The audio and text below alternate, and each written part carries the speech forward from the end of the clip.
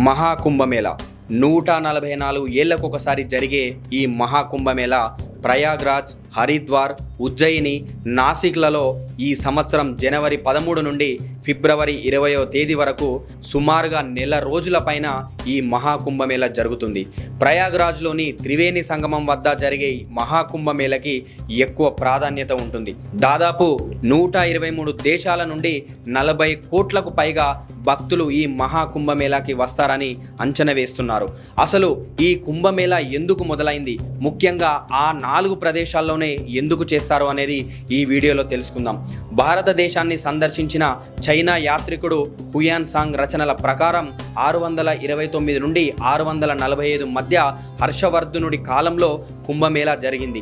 హర్షవర్ధనుడు శంకరాచార్యుల కాలంలో ఈ కుంభమేళా జరిగినట్టు పలు చారిత్రాత్మక ఆధారాలు కూడా ఉన్నాయని పెద్దలు హిస్టోరియన్స్ చెప్తున్నారు. శంకరాచార్యులు గారు ఖగోళ పరిస్థితులను అనుసరించి ఈ కుంభమేళాన్ని నిర్వహించారని అంటున్నారు. 12 సంవత్సరాలకు ఒకసారి విశ్వంలో నక్షత్రాల కలయిక జరుగుతుంది. ఈ నక్షత్రాల కలయిక జరిగిన సమయంలో శంకరాచార్యులు గారు ఈ కుంభమేళా నిర్వహించారని చరిత్ర చెబుతుంది.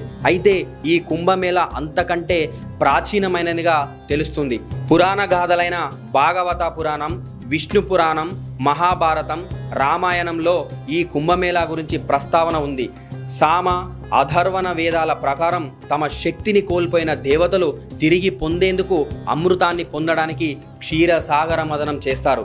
కామధేను ఉద్భవించిన తర్వాత అమృత కలశం వస్తుంది. ఆ యొక్క అమృత కలశాన్ని ఇంద్రుడి పుత్రుడైన జయంత తీసుకొని వెళ్తుండగా రాక్షసుల గురువు అయిన శుక్రాచార్య అమృత కలశం కోసం జయంతుని వెంబడిస్తుంటాడు. అలా 12 రోజులు శుక్రాచార్యులకి దొరకకుండా జయంతుడు పరిగెడుతూనే ఉంటాడు.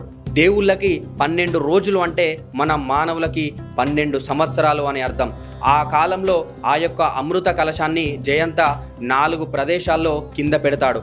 ఈ క్రమంలో ఆ 4 ప్రదేశాల్లో కొంత అమృతం కింద పడిందని, వాటినే ప్రయాగ్రాజ్, హరిద్వార్, ఉజ్జయిని, నాసిక్లు అని పండితులు చెబుతుంటారు.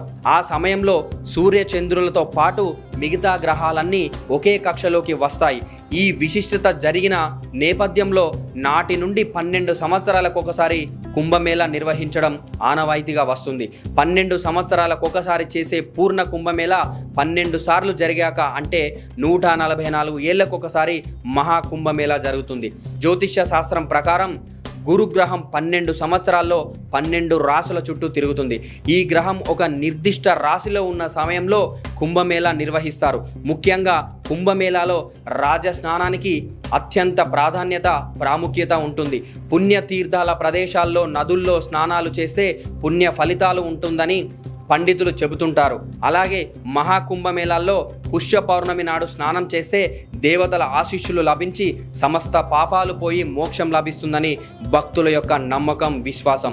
ఈసారి నిర్వహించే మహాకుంభమేళాల్లో మొదటి రాజస్నానం పుష్యమి పౌర్ణమి రోజు అయిన జనవరి 13వ రోజున, రెండవ రాజస్నానం మకర సంక్రాంతి అయిన జనవరి 14వ రోజు, మూడవ రాజస్నానం మౌని అమావాస్య జనవరి 29వ రోజున, 4వ రాజస్నానం వసంత పంచమి ఫిబ్రవరి 3వ రోజున, 5వ రాజస్నానం మాఘ పౌర్ణిమ ఫిబ్రవరి 12వ రోజున, ఆఖరి రాజస్నానం మహాశివరాత్రి ఫిబ్రవరి 20వ రోజున ఉంది. ఈ కుంభమేళాల్లో 3 రకాల కుంభమేళాలు ఉంటాయి. దానిలో ఒకటి అర్ధ కుంభమేళా. ఈ కుంభమేళా ప్రతి 6 సంవత్సరాలకు ఒకసారి నిర్వహిస్తారు.